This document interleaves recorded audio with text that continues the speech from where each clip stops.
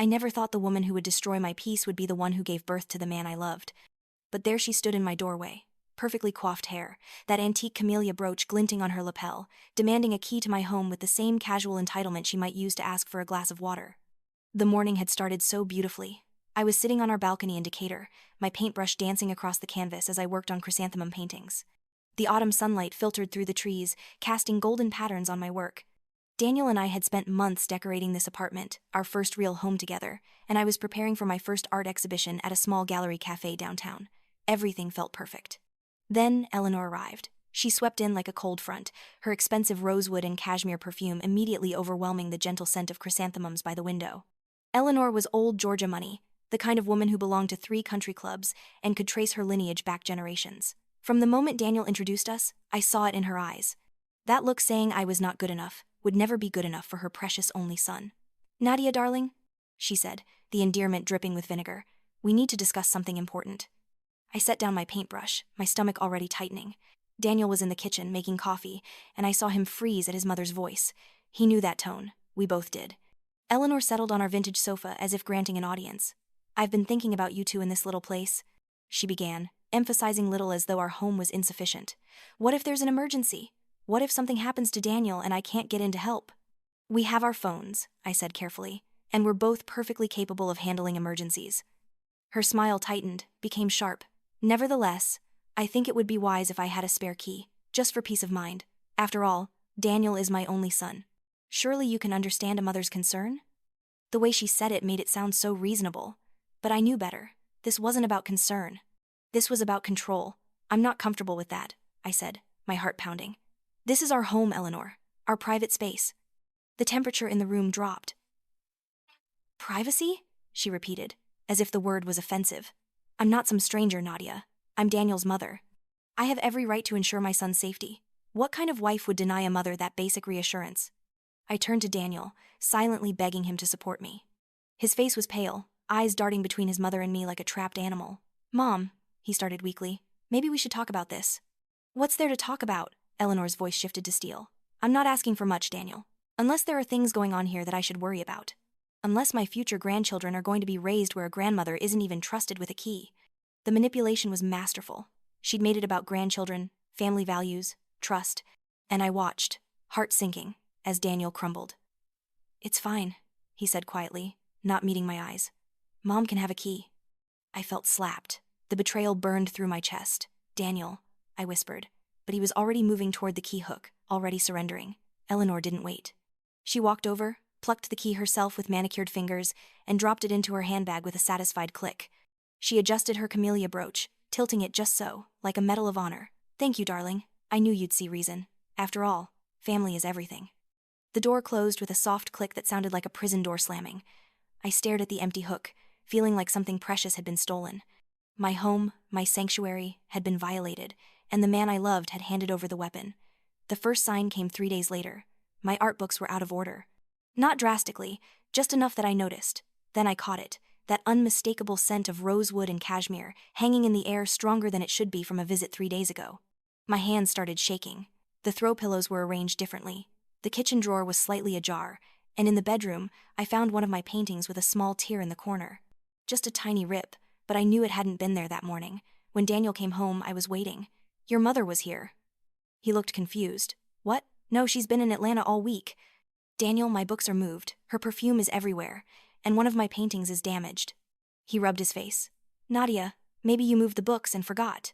That perfume lingers for days. As for the painting, could it have fallen?" The dismissal made my blood boil. "I know when my things have been touched. Your mother has been in our apartment." "Why would she do that? She's not going to randomly show up when we're gone." "She has a key now," I said pointedly. "A key she demanded and you gave her. For emergencies." "Nadia, I think you're being paranoid. You've been stressed about the exhibition." The word paranoid stung. "So you think I'm imagining things?" "I think you're under pressure," he said gently. "Maybe you're just on edge." I pulled away. That night, I lay awake, wondering if I was crazy. But the next day, finding a strange voicemail about mortgage refinancing we'd never discussed, I knew I wasn't imagining anything. Over 2 weeks, evidence piled up. Refrigerator magnets rearranged, drawers left open, the blanket folded differently, and always that perfume lingering like a ghost. I started documenting everything in a notebook. Daniel thought I was losing my mind. We had our first real fight, voices raised, accusations flying. He said I was obsessive. I said he was blind. That's when I decided. If Daniel wouldn't believe me, I'd get proof. I researched home security cameras, settling on Guardian Eyes. They arrived in discreet packaging, and I spent Saturday installing them. One in the living room behind a potted fern, one in the hallway behind a hanging plant. Small, nearly invisible, connected to my phone. When I told Daniel, he looked at me like I'd grown a second head. You installed cameras? In our apartment? Yes, because something is going on, and I'm going to prove it. He shook his head. This is insane. You think my mother is breaking in to rearrange furniture? If nothing is happening, the cameras will show nothing, I said calmly, and I'll apologize. He sighed. Fine, if it makes you feel better. But when they show nothing, we're talking about this paranoia. That word again. It cut deeper, but I nodded. For 3 days, nothing happened. I started wondering if maybe I was wrong. Daniel gave me concerned looks. Then, on Thursday afternoon while I was at the art supply store and Daniel was at work, my phone buzzed with a motion alert. Standing in the aisle, I opened the app with shaking hands and switched to live feed. There, clear as day, was Eleanor. She stood in our living room, having let herself in, moving with calm confidence. I watched as she walked to the kitchen, abandoned my shopping, and ran to my car, keeping the app open. Eleanor opened our refrigerator, peering behind containers. Then she found it. The envelope hidden behind the milk, containing $3,000 in cash I'd been saving for months. Money for my exhibition, from selling paintings, from every spare penny. Eleanor pulled out the envelope, counted the bills with a small smile, then took out $2,000 and tucked it into her handbag. She returned the remaining $1,000, closing the refrigerator as if nothing happened. But she wasn't done. Through tears of rage, I watched Eleanor walk into our bedroom. She went straight to my jewelry box and pulled out my grandmother's pearl necklace, the only thing I had left from the grandmother who raised me after my parents died. Eleanor examined it critically, then dropped it into her purse alongside my money. Then she did something that made my blood run cold. She picked up my perfume and deliberately sprayed it on our curtains. Multiple times, saturating the fabric, a marking, a claiming. Finally, Eleanor turned toward the hallway camera. She was checking her reflection in the nearby mirror, smoothing her hair, adjusting that camellia brooch. She smiled at herself, pure satisfaction, then left, locking the door with a soft click. I sat in my car and screamed until my throat was raw, until the rage had somewhere to go. Then I saved the video, backed it up to 3 places, and drove home. I didn't call Daniel. I sat in our apartment and watched the video over and over. Each viewing hardened my resolve into something unbreakable. When Daniel came home whistling, carrying Chinese takeout, I was sitting with my laptop open. Hey babe, I got your favorite. He started, but my expression stopped him. What's wrong? I turned the laptop. Watch. I watched his face as he watched the video. Confusion to shock, color draining, hands shaking. He watched his mother steal from us, take my grandmother's necklace. When it ended, he stared, mouth opening and closing. He whispered. Mom wouldn't. Mom did. I said, voice harder than ever. Your mother broke into our home, stole $3,000, and took the only thing I have left of my grandmother. This is who she is, Daniel. He looked up, tears in his eyes. Nadia, I'm so sorry. I should have believed you. You should have, I agreed. But you didn't. You called me paranoid. You made me feel crazy. You chose her over me, every single time. What are we going to do? He asked helplessly. I'm calling the police, I said. I'm filing charges for theft and trespassing, and you're going to support me, or I'm leaving. His face showed shock. The police? Nadia, she's my mother. We can handle this as a family. No, I said firmly. We're past that. She violated our home. She stole from us. She's been gaslighting me for weeks. This isn't a family matter. This is a crime. But she could go to jail, he said desperately. It could ruin her reputation. I stood, looked him in the eyes. She should have thought of that before she stole from me, before she took my grandmother's necklace. I am done protecting her feelings at the expense of my well-being. You have a choice, Daniel. Stand with me or stand with her. But you can't have both. Silence stretched, heavy. I saw the war behind his eyes. Years of conditioning, fighting what he knew was right. Finally he nodded. Okay, I'll support you. I'll testify if needed. You're right. This has to stop. The next morning, I went to the DeKalb County Police with my laptop, phone, and documentation. The officer, a middle-aged woman with kind eyes, watched the video 3 times. This is clear-cut, she said. Breaking and entering. Theft. The property value makes it potentially a felony. You did the right thing. Within 2 days, Eleanor was arrested at her country club during her weekly bridge game. Part of me took vicious satisfaction imagining her humiliation. Her expensive lawyer contacted me immediately, trying to negotiate, offering to return everything, pay additional money, make it go away if I'd drop charges. I refused. They tried painting me as vindictive, saying Eleanor was confused about boundaries, just a concerned mother. I showed them the video again. The trial was scheduled for 6 weeks later. Eleanor launched a campaign painting herself as victim, telling anyone who'd listen I was keeping her from her son. Some family believed her. Some friends took her side. The social pressure was immense, but I'd seen the video. I knew the truth. And I was done sacrificing for everyone else's comfort. Daniel stood firm. He cut contact with Eleanor, refused her calls, spent hours in therapy working through guilt and manipulation. It wasn't easy. There were nights he cried, questioned everything, but he stayed. He chose us. The trial day arrived gray, smelling of rain.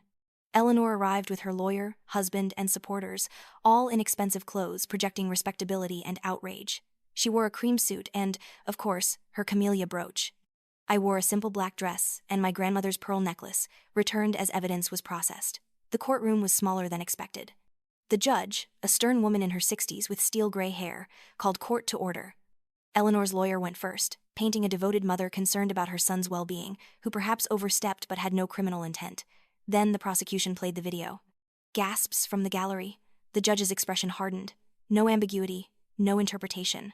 The video showed exactly what happened. Eleanor's face clear, actions deliberate. When I testified, I walked to the stand with shaking hands but steady voice.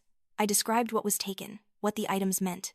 I told them about my grandmother, about the necklace being my last connection to her, about the $3,000 saved for my dream, about the violation of knowing someone had been in my space, touching my things, stealing my security. Eleanor's lawyer tried tripping me up, suggesting I'd fabricated everything, set up cameras as a trap, wanted money or attention. But the video didn't lie. The timestamps didn't lie. The evidence didn't lie, Daniel testified. Pale, voice-breaking, but truthful. He admitted his mother's history of boundary violations, her controlling nature, that he'd enabled her. He confirmed we'd never given permission to enter when we weren't home, that the key was for emergencies only. He verified the money and necklace were missing after her visit. I watched Eleanor as her son testified against her. Her face stayed composed, but I saw fury in her eyes, absolute rage that Daniel chose me. She'd counted on his loyalty, on years of conditioning. She'd never imagined he'd stand up to her. Eleanor took the stand, and it was manipulation mastery. She cried, dabbing with a monogrammed handkerchief. She talked about loving Daniel, only wanting what's best, being worried about finances and wanting to help by borrowing money to invest in an antique for them. She claimed the necklace was costume jewelry she thought was hers. She painted herself as a confused, loving mother who made a simple mistake, but the prosecution was ready. They brought up the perfume, asking why a confused mother would deliberately spray someone else's perfume on curtains. They pointed out Eleanor hid the theft, took money and necklace without asking, never mentioned borrowing or helping. They showed how she carefully left some money to make theft less obvious. This wasn't confusion but calculation. The judge listened, face unreadable. After brief recess, she returned with her decision. Mrs. Eleanor Mitchell, the judge began, voice carrying authority. The evidence is overwhelming. The video shows clear intent. You entered a private residence without permission, removed property not belonging to you, and attempted concealing your actions. That the residence belongs to your son doesn't give you right to violate his privacy or steal from his wife.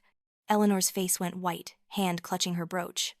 This court finds you guilty of burglary in the second degree and theft. While you have no prior record, I cannot overlook the severity and violation of trust. You will serve 6 months in county jail, followed by 2 years probation. You're also ordered to pay full restitution plus $25,000 in damages for emotional distress. Additionally, you're to have no contact with the victims for 5 years. The gavel cracked, echoing through the courtroom. Eleanor's supporters gasped. Her lawyer talked about appeals. But Eleanor sat frozen, the camellia brooch suddenly seeming dull. As the bailiff came, Eleanor turned to look at me one last time, her eyes filled with hatred, pure and undiluted. She'd never expected to lose, never imagined I'd fight back, that I'd hold her accountable. I met her gaze steadily, without flinching. Then I turned away, reaching for Daniel's hand. We walked out into afternoon sunlight. The rain had cleared, leaving everything washed clean. Daniel was crying, shoulders shaking with years of tension releasing. I put my arm around him, and we stood on the courthouse steps, holding each other. "It's over," he whispered. "It's really over." "Yes," I said, "it is." The next weeks were reclamation. We changed every lock, removed the cameras. The $3,000 was returned in full, along with damages. My grandmother's necklace was back in my jewelry box. With the money, I moved forward with my exhibition. Patricia at the Gallery Cafe was incredibly supportive. Opening night was more successful than I dreamed. I sold 12 pieces that first night, including my chrysanthemum series. Daniel started intensive therapy, working through decades of manipulation and guilt. It wasn't easy. He grieved the loss of the mother he'd wanted, mourned the healthy relationship they'd never had, but slowly he began to heal. He learned to set boundaries, recognize manipulation, prioritize our marriage. Eleanor served her 6 months. I heard it was hard on her, that she struggled with loss of status and control. Part of me felt recognition that she was human too, suffering. But mostly, I felt free. 6 months after the trial, I was back on our balcony, painting. Chrysanthemums bloomed bright yellow and white. I'd finished a new piece capturing that first morning before Eleanor's intrusion, the peace and hope and joy of creating something beautiful. Daniel came out carrying 2 coffees. He set one beside my easel and wrapped his arms around me from behind.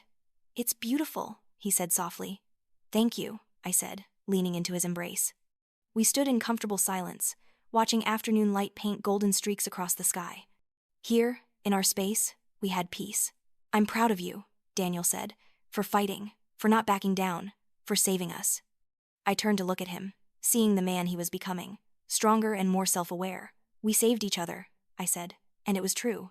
The trial, the confrontation, the ordeal had forced us both to grow. I'd learned I was stronger than I thought, that I could stand up for myself even when terrifying, that I deserved respect and safety and boundaries. Daniel learned that love sometimes means hard choices, that loyalty to your spouse comes first, that enabling bad behavior isn't kindness. The 5-year no-contact order meant no more surprise visits, no manipulation, no walking on eggshells. We heard Eleanor move to Florida with her sister, seeking a fresh start. I didn't wish her ill.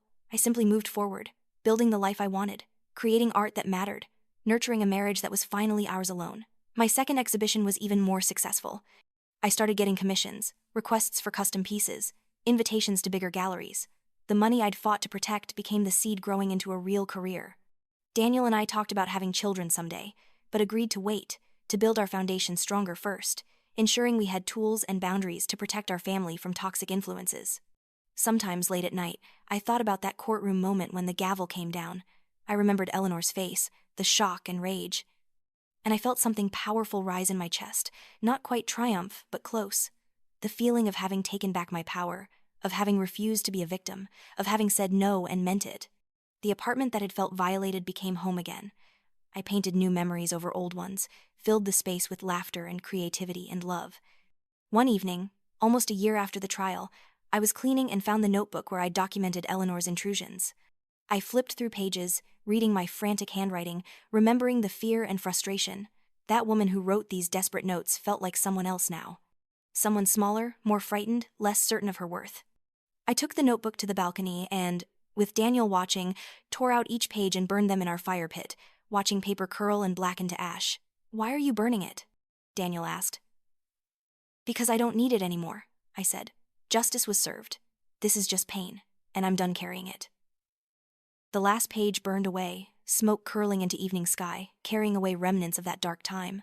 I felt lighter, unburdened. 2 years after the trial, Eleanor's lawyer sent a letter. She was petitioning to modify the no-contact order, claiming she'd completed therapy, understood her mistakes, wanted to apologize and make amends. Daniel and I discussed our options at our kitchen table. We could lift the order early, maintain it for 5 years, or agree to modified, supervised contact. "What do you want to do?" Daniel asked, making clear this was my decision as much as his. I thought for a long time, weighing continued peace against possible reconciliation. I thought about the grandmother my future children might have. But I also thought about the woman who stole from me, who gaslit me, who made me feel unsafe.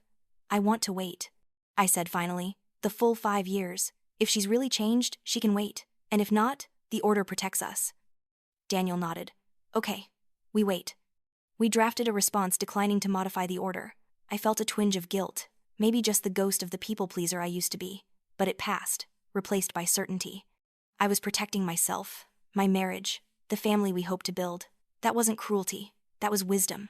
I got pregnant 6 months later, a surprise bringing joy and terror equally. As my belly grew, so did my determination to create a different family, one built on respect and honesty and healthy boundaries. Daniel was beside himself with excitement, already planning the nursery, reading parenting books, talking to his therapist about breaking generational patterns. We decorated the nursery in soft yellows and greens, painted a chrysanthemum mural on one wall, filled it with love and hope. This child would know stability, know their home was safe, that their parents were united, that family could be healthy and whole. Eleanor sent expensive gifts through her lawyer when she heard about the pregnancy. Designer baby clothes, an antique cradle. We returned them all, unopened. Not cruelty, but maintaining boundaries, not allowing her to buy her way back or create obligation. My daughter was born on a bright spring morning, 3 years after the trial. We named her Rose, after my grandmother. She was perfect, tiny and fierce. Holding her with Daniel beside me, looking at our daughter with wonder, I felt the final piece of healing click into place. This was what I'd been fighting for, not revenge, not even justice, but this. The right to build a family on my own terms, to create safe space for people I loved, to break the cycle of control and manipulation. When Rose was 3 months old, another letter came from Eleanor. The order would expire in under 2 years, and she wanted to begin preparing for a relationship with her granddaughter. She sent therapy photos, letters from her counselor, lengthy apologies. Daniel and I read everything carefully, consulted our therapist, weighed risks and benefits. We decided to agree to supervised visits beginning 6 months before the order expired, with strict rules. The first visit was awkward. Eleanor arrived at the family counseling office looking older, somehow smaller. The camellia brooch was gone, replaced by simple pearls. She held herself differently, less imperious, more uncertain. She apologized truly, looking me in the eyes, taking full responsibility. No excuses, no justification. She simply acknowledged the harm and expressed genuine remorse. Then she asked humbly if she could hold her granddaughter. I looked at Daniel. We'd agreed I'd make this call, that if I felt uncomfortable, we'd end the visit. I searched my feelings for that old fear. It was there, but muted, manageable. Yes, I said finally, but I'll be right here. Eleanor's hands shook as she took Rose, tears streaming down her face. She's beautiful. Thank you for this chance. Visits continued slowly, carefully. Eleanor proved herself over time, respecting boundaries, asking permission, never overstepping. It wasn't perfect. There were moments I saw flashes of old Eleanor, when suggestions felt like demands, helpfulness bordered on controlling. But she caught herself, apologized, adjusted. Daniel had a harder time forgiving. Childhood wounds went deep, and watching her be gentle with Rose sometimes made him angry, wondering why she couldn't have been that way with him. We worked through it in therapy. By the time Rose was 2, Eleanor was a regular but limited part of our lives. Supervised visits twice monthly, always respectful of rules, always grateful. She'd moved back to Georgia but maintained her own life, friends, therapist. She no longer tried controlling us or inserting herself into everything. Was it perfect reconciliation? No. There was still history, hurt, wariness, but it was functional, bounded, and most importantly, on our terms. One afternoon when Rose was 3, Eleanor and I were alone in my kitchen while Daniel took our daughter to the park. Eleanor was helping prepare dinner, carefully following my instructions, asking permission. Nadia, she said suddenly, setting down the vegetable peeler. I need to say something. I tensed. Okay. What I did to you, there's no excuse. I've spent years in therapy trying to understand why I felt so threatened by you, why I needed to control everything. And I think I finally get it. She looked up, genuine pain in her eyes. I was terrified of losing Daniel, of being irrelevant. So I tried maintaining control through any means necessary. But I only drove away people I loved and became the villain in my own story. She paused. You standing up to me, pressing charges, forcing me to face consequences. It was the best thing anyone ever did for me, because it made me look at myself. Really look, and I hated what I saw. Eleanor, I started, but she held up her hand. You were strong when I was weak. You protected your family when I was attacking it. You loved my son enough to fight for your marriage even when it meant standing against me. You're a better woman than I ever was, and Rose is lucky to have you as her mother. I just want you to know I see that now, and I'm grateful. Tears pricked my eyes. This was what I'd needed, not just apology but acknowledgement, real understanding of what she'd done and what it cost. Thank you, I said softly. That means a lot. We worked in silence, awkwardness fading into something almost comfortable. When Daniel and Rose returned, pink-cheeked and laughing, Eleanor smiled with genuine warmth but made no move to monopolize their attention. She helped serve dinner, played with Rose reasonably, then left at the appointed hour without trying to extend her visit. After she was gone, Daniel pulled me into his arms. You okay? Yeah, I said, surprised to mean it. I think I actually am. 5 years after that terrible day when Eleanor first demanded our apartment key, we moved to a larger house with a dedicated art studio. Rose had a big backyard, and we were expecting our second child, a boy we'd name after my grandfather. My art career was thriving, with pieces in galleries across the Southeast and a waiting list for commissions. Eleanor was allowed supervised visits, but she no longer had keys, unannounced access, control over our lives. She'd earned back a limited place in our family, defined by rules and respect and genuine change. On the trial anniversary, I always reflected on that day, on my choice to fight rather than submit. Some thought I'd been too harsh, that I should have handled it privately, that I'd destroyed a family. But I knew the truth. I hadn't destroyed anything. I'd saved us. I'd saved my marriage by demanding Daniel choose. I'd saved my sanity by refusing to be gaslit. I'd saved my future children from toxic dynamics where boundaries were meaningless. And strangely, I'd even saved Eleanor by forcing her to confront her behavior and get help. The woman I became was someone I was proud of, strong but compassionate, boundaried but not closed off, willing to forgive but not at the expense of my well-being. One evening in my studio, working on a new series featuring roses for my daughter, capturing their beauty and thorns, the way something could be delicate and fierce simultaneously, Daniel brought me tea. "You know what I love most about you?" he asked. "What?" I said, adding crimson to a petal. "That you refused to be broken. That you fought for us when I was too weak. That you loved me enough to demand better, even when it meant tearing everything down to rebuild it right." I set down my brush. "We rebuilt it together." "We did," he agreed. "But you started it. You lit the match that burned away all the rot and cleared space for something healthy to grow." We kissed, and I felt the truth settle in my bones. I had taken back my life. I had refused to be a victim. I had stood up and fought and won, not just in the courtroom but in the deeper battle for my own sense of self and worth. In our new garden, I'd planted an entire bed of chrysanthemums. Yellow and white and russet and purple, they bloomed every fall in glorious abundance. Sometimes I stood among them in early morning light and remembered the woman who'd painted them so hopefully, not knowing the trial ahead. I wanted to tell her she would survive it, that she'd become stronger than she imagined, that pain would transform into power, fear into courage, victimhood into agency. That fighting back was worth it, that standing up would change everything, that the life waiting on the other side of fear was more beautiful than anything she could imagine. The story of Eleanor's theft and my fight became the foundation of everything after. Every healthy boundary I set, every time I stood up for myself, every moment I chose my well-being over someone else's comfort, it traced back to that moment when I decided I was done being a victim. And I would make that choice again, 1,000 times over, because the life I had now, the family I'd built, the woman I'd become, was worth every terrifying step of that journey. The chrysanthemums bloomed and faded and bloomed again, year after year, a reminder that beauty persists, that renewal is possible, that even after the hardest winters, spring always comes. And I painted them over and over, never tiring of their resilience, seeing in their petals a reflection of my own journey from victim to victor, from fear to freedom, from silence to strength. This was my story, this was my truth, and I was no longer afraid to tell it.